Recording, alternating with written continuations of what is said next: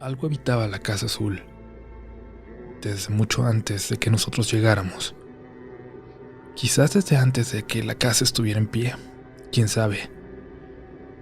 Hay quien decía que esa figura era de la primera dueña, enojada por lo que le ocurrió a los alrededores.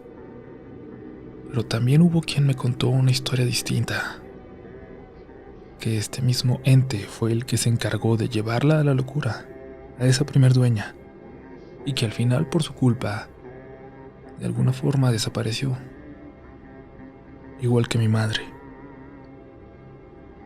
Pero bueno, eso jamás vamos a poder confirmarlo.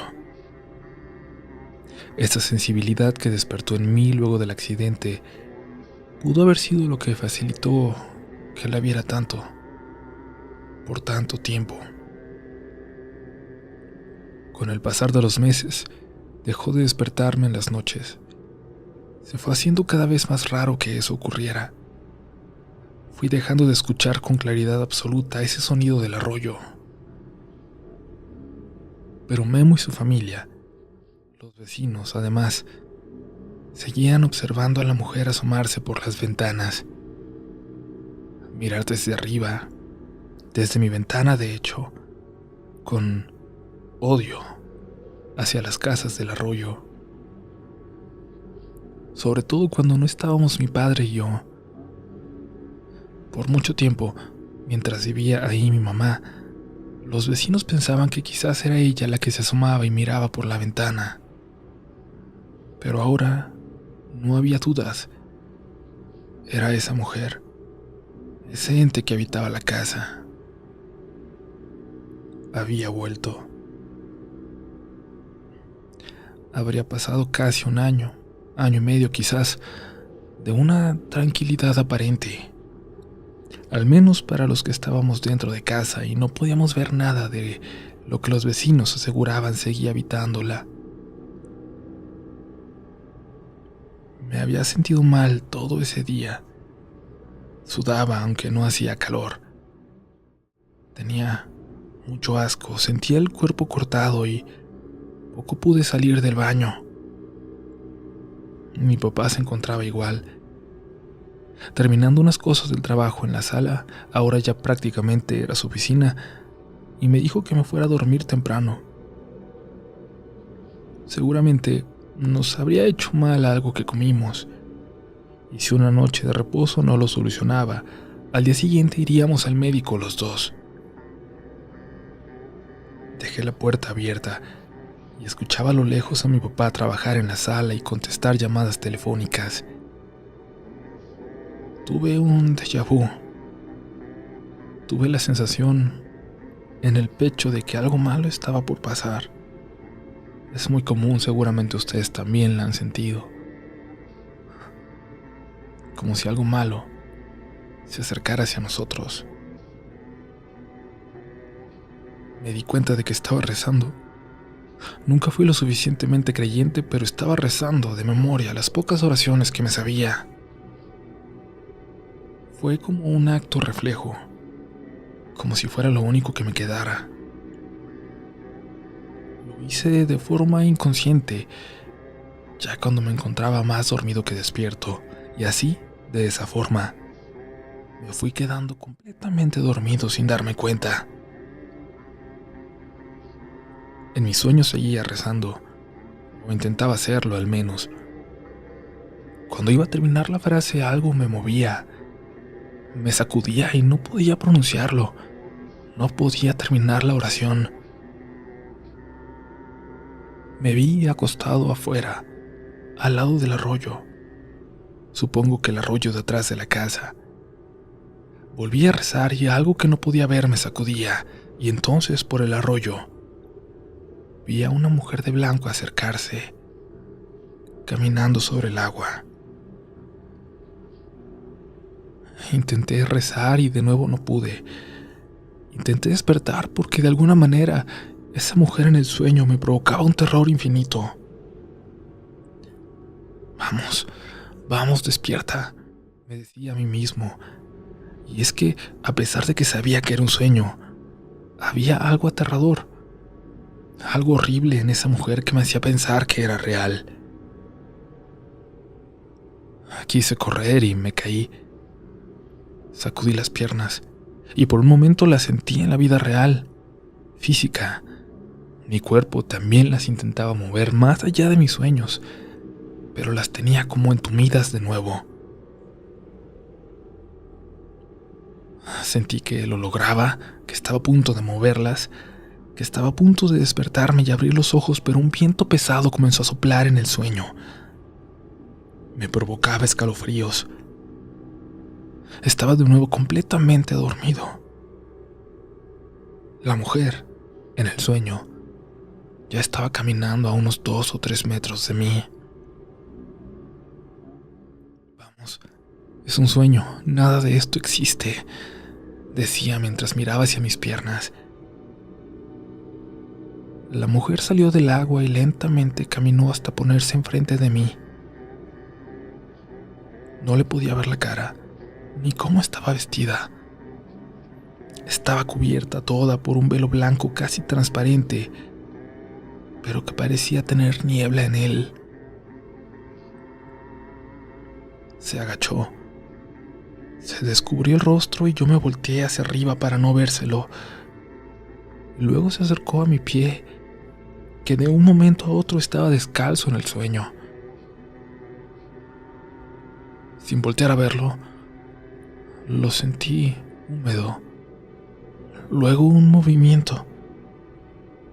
Esa cosa estaba chupando la planta de mis pies y de alguna manera yo me sentí débil, como si se estuviera alimentando de mí. Luego, como una serpiente, destrabó su quijada y se metió casi todo mi pie en su boca. Fue terrible. No podía moverme y como pude me atreví y miré hacia mi pie. Intenté sacudirlo. Le grité: «Ya sé quién eres. Ya sé quién eres», le gritaba sin saber por qué, y en eso volteó su cara hacia mí. Y en eso todo alrededor se puso claro y pude reconocer mi cuarto. Y es que había abierto mis ojos. Pero entonces alcancé a ver cómo la mujer salía de la habitación, moviéndose como si fuera una nubecilla de niebla. Estaba soñando. Era parálisis del sueño seguro, ¿no? Pero aún así le grité a mi papá para que me ayudara porque no me podía mover. Y me di cuenta de que mi pie estaba húmedo y lleno de saliva. Mi papá, que ya se había empezado a percatar de las energías que habitaban la casa, buscó ayuda con el sacerdote de la colonia, quien se negó a ayudar, argumentando que esas cosas no existían, que bastaba con rezar y tener la conciencia tranquila. Le dio algo de agua bendita a mi papá y se olvidó de nosotros. Pero mi papá siguió buscando ayuda. Eventualmente terminó con un pastor cristiano que, a pesar de sus creencias más estrictas, aceptó ayudarnos porque dijo él mismo haber vivido experiencias terribles con seres que se aferran a un lugar y se alimentan de nuestros miedos. Hasta mucho tiempo después, años, supe lo que le ocurrió y por qué no volvió a la casa ni volvió a preocuparse por nosotros. Tuvo miedo, mucho miedo. Y es que dijo que la primera vez que oró en nuestra casa toda la tarde, sintió algo terrible, algo maligno ahí. Una mujer lo seguía a donde él se moviera, pero solo podía verla de reojo, su sombra. Nunca se le presentó con claridad. Lo que le aterró más sucedió esa noche, en su casa, a varios kilómetros de distancia de la nuestra, en otra colonia. Escuchó la puerta de la habitación de su hijo abrirse, y luego al niño caminando hacia la cocina, probablemente por agua. Pero luego, el pequeño tocó a su puerta y le dijo que había alguien en la sala. Tan solo al asomarse desde la puerta de su habitación, pudo ver a una mujer sentada en la sala, viéndolos, viendo en su dirección. Estaba cubierta totalmente por ese velo blanco que hacía que apenas se pudiera descubrir que sonreía. Según el pastor, aunque estar cubierto por una sábana remite a los fantasmas de las caricaturas, a los espectros de las películas antiguas que ahora pueden parecernos sumamente inocentes, representan la maldad. No son espíritus que se han quedado atrapados, son seres que entregaron su alma con tal de permanecer entre nosotros y que pueden ser muy, muy peligrosos con quienes habitan lo que ellos consideran que sigue siendo su espacio. Son esos, según esta teoría, los que pueden provocarte un daño real, un daño físico. Sin embargo, en su momento no lo sabíamos y seguimos habitando la casa, intentando ignorar que convivíamos con un fantasma. Estaba en el último año de primaria cuando ocurrió. La versión oficial es que alguien entró a la casa para robarnos y mi papá se resistió. Yo no lo creo. La mamá de Memo dijo que esa tarde vio a mi padre pasar entre las ventanas de mi casa. Cuando llegué me encontré a mi padre en un charco de sangre, golpeado de una forma brutal. Me da escalofrío recordar lo que sentí porque estaba seguro de que estaba muerto, porque parecía que no respiraba. Perdió un gran porcentaje de visión en el ojo derecho, perdió casi por completo el oído y nunca volvió a ser él. Nos reconocía a todos y podía ayudar en las cosas de la casa, pero nunca volvió a ser aquel hombre brillante de antes. Gracias a Dios que poco antes había invertido en un pequeño negocio al lado de uno de sus primos, y así gracias a eso pudimos sobrevivir. Nunca me contó mucho respecto de lo que sucedió esa noche, pero a veces hablaba de aquella tarde en la que vino mi mamá.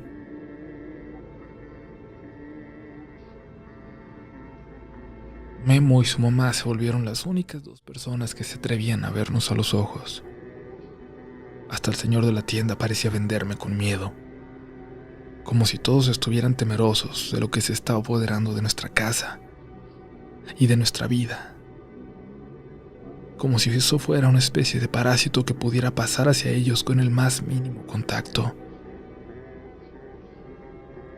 Mi familia ayudó, sí.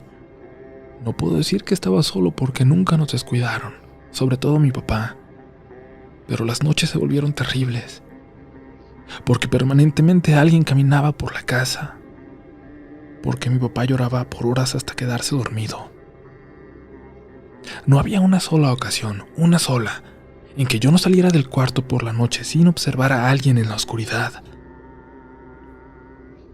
Ahí estaban permanentemente, y cuando prendía la luz ya no veía su silueta, pero podía sentirlos a mi lado, respirándome en la nuca, y creo, y sé, que eso era aún peor. Memo era mi único aliado. Mi padre tenía episodios en los que era un bulto, nada más, en los que se retorcía y hablaba incoherencias. Estoy hablando de que yo tenía unos 12 años y era Memo el que salía al quite. Jamás hubiera logrado sobrevivir sin él. Como cuando era muy pequeñito. A veces, por las mañanas, salía por la parte de atrás y bajaba al arroyo. No me importaba la peste que a veces llevaba el agua, porque solo así, fuera de la casa, pero suficientemente cerca como para escuchar si mi padre me necesitaba, solo así me sentía tranquilo. Mi familia parecía saber lo que ocurría, aunque no lo aceptaran. De otra forma, no entendería que nunca, por ningún motivo, se quedaran en casa una vez que el sol comenzaba a esconderse. Pero faltaba esa noche, la que puede ser la más terrible de mi vida. Aquella noche en que mi padre estuvo más sonriente y más lúcido que de costumbre. Aquella noche en que hasta me cocinó mi comida favorita. Casi como la hacía mi mamá. Y yo sentí por unos instantes que todo era como antes, que mi padre seguía siendo el mismo, que mi madre entraría en cualquier momento por la puerta. Le dije que se fuera a la sala para ver las noticias mientras yo lavaba los platos, pero en un descuido por alguna razón, subió a su habitación. Dejó la tele encendida.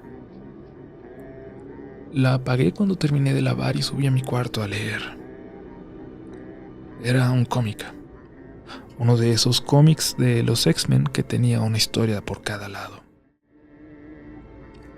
Quizás por eso amo tanto los cómics, las historietas, porque me permitían escapar. Sin embargo, esa vez no fueron suficientes, porque el llanto de mi padre de repente no me dejó prestar más atención. Lo escuchaba llorar y miraba hacia la pared que separaba nuestras habitaciones. No sabía qué hacer.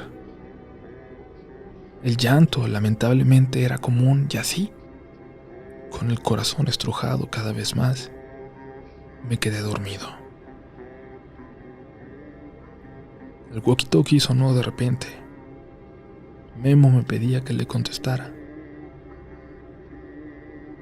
Tu mamá está en la ventana del cuarto de tu papá, dijo la voz en el radio. Y miré entonces hacia esa pared, despertando poco a poco, y en mis manos tenía el walkie-talkie y recordé que tenía años sin cambiarle las baterías, que tenía años sin saber siquiera dónde diablos estaba. Y justo en ese instante, un golpe cimbró la pared y tiró algunas de las cosas que tenía recargadas en ella.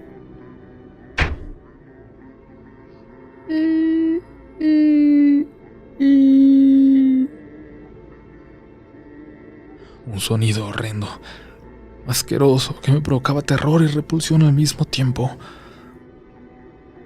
Me asomé por la ventana y vi la silueta de Memo iluminada por el foco moribundo que apenas iluminaba los cachivaches apilados detrás de su casa. Era él, y en su mano tenía el walkie-talkie, casi estoy seguro. Corrí hacia la habitación de mi padre y cuando abrí la puerta, pude verlo en su cama, en posición fetal, pero fue apenas un instante antes de que me aventaran la puerta para cerrarla. Corrí a la cocina por algo que me ayudara a abrirla, pero cuando estaba ahí abajo la escuché. Algo pasó corriendo por el pasillo.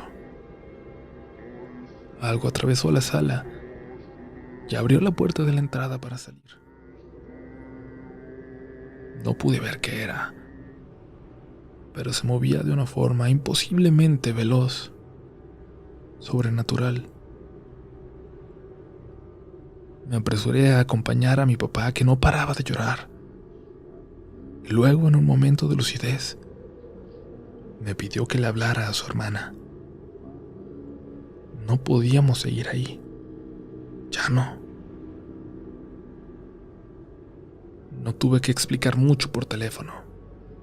Mi tía me pidió que preparara unas mudas de ropa y pasarían por nosotros en 40 minutos. En eso, escuché gritos, un tumulto detrás de la casa cerca del arroyo. El papá de Memo lo pateaba tirado en el estómago, mientras su madre intentaba detenerlo. Maldito maricón, maldito. No dejaba de gritarle su padre, borracho. No sé por qué lo decía, porque Yo nunca había notado que Memo fuera gay y éramos lo suficientemente unidos como para que hubiera tenido la confianza de decírmelo. Pero eso le gritaba. Y entonces por el lado del arroyo comenzaron a asomarse algunos vagos de los que asaltaban por ahí. Esos vagos que le tenían miedo a Memo, que a pesar de ser años más chico, ya le había ganado pleitos a todos ellos. Fue horrible ver cómo su padre lo pateó para sacarlo de su casa. Y cómo les gritó a esos drogadictos que le pegaran. Y ellos obedecieron. Corrí hacia él cuando vi que se le echaron encima. Mi papá intentó correr detrás de mí. Él sabía que Memo era mi mejor amigo. Sabía todo lo que le debíamos y lo quería como si fuera de la familia. Pisé el agua puerca del arroyo, pero lo atravesé de un salto. Y empecé a lanzar golpes con todas mis fuerzas a esos malditos que se le abalanzaban a Memo. Solo sentía los impactos en mis puños, y en algún momento me di cuenta de que su madre también los jalaba para quitárselos con una ferocidad de la que nunca le creí capaz. En ese momento mi mirada se cruzó con la de Memo, con sangre cubriéndole los ojos. Como pudo se levantó y comenzó a correr arroyo abajo. Su padre le gritaba, apenas se le entendía de lo borracho. Le gritaba que no se atreviera a volver. Su madre le gritaba que volviera. Vi su silueta perderse en la oscuridad, a lo lejos. Y esa fue la última vez. De repente, como si algo me hubiera golpeado el estómago, perdí el aire. Miré hacia mi casa y vi la silueta de mi padre en el cerco. Había sido incapaz de salir por el hoyo que había en la parte de abajo. Subí la vista un poco. En la ventana de mi cuarto estaba esa silueta de mujer, cubierta por un velo por completo. Se apagaron todos los sonidos a mi alrededor en ese momento. Los gritos del padre de Memo, el llanto de su madre, los rugidos de esos malandros corriendo por el arroyo para ir detrás de él. La mujer en la ventana, lo que fuera, parecía atraparme con su mirada, y en ese instante comenzó a levantarse el velo. Y justo antes de que mostrara la cara, bajé la vista. Y así, con la mirada abajo, corrí de regreso hasta mi papá. Lo ayudé y, sin entrar por las cosas que habíamos preparado, esperamos afuera a que pasaran por nosotros. Mis tíos al llegar me miraron asustados porque estaba lleno de sangre, la sangre de Memo. Y yo ya no sé a qué fue a lo que le temí tanto. ¿Qué es lo que iba a ver? ¿Quién iba a ser esa mujer? Iba a ver el rostro de la bisabuela, el de esa desconocida dueña de la casa. Iba a ver el rostro de un demonio, o el rostro de mi madre. Pasó mucho tiempo, casi una década, para que me atreviera a poner un pie en esa casa, en esta casa, desde donde escribo. Fue hasta que regresamos a vivir aquí, pero en compañía de mis tíos. Ese día, el de regreso, me asomé de nuevo por la ventana de atrás hacia el arroyo. La casa de Memo ya estaba en ruinas. Solo una pared quedaba en pie. Se veía que nadie había vivido ahí en años. Vi a unos niños jugar en la calle de terracería que pasaba frente a ella. Se quedaron quietos cuando me vieron. y luego corrieron como a esconderse. No sabía qué estarían pensando. No sabía a quién estarían acostumbrados a ver en esa ventana.